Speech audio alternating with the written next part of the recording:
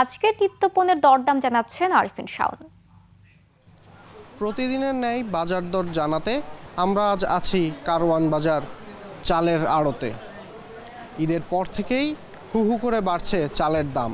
পাইকারি পর্যায়ে মিনিকেট চালের দাম বেড়েছে 6 থেকে 8 টাকা এবং মাঝারি ও মোটা ধরনের চালের দাম বেড়েছে কেজি প্রতি 2 টাকা। চলুন জেনে আসা যাক আজকের চালের বাজার দর।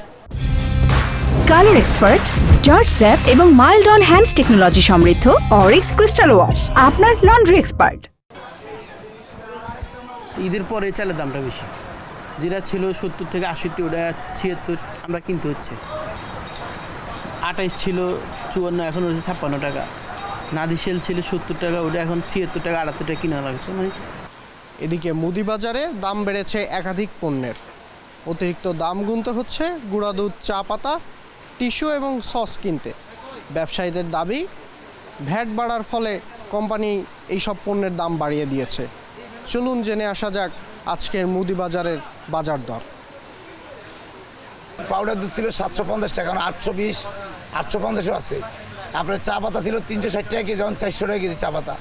তারপরে টি ব্যাগ ছিল 80 টাকা, এখন 90 টাকা, নিচে 10 টাকা বাড়ছে। যে সস ছিল 220-30 টাকা লিটার, এখন 280 টাকা লিটার সস। ঈদের পর থেকেই দাম বেড়েছে বেশ কয়েকটি পণ্যের।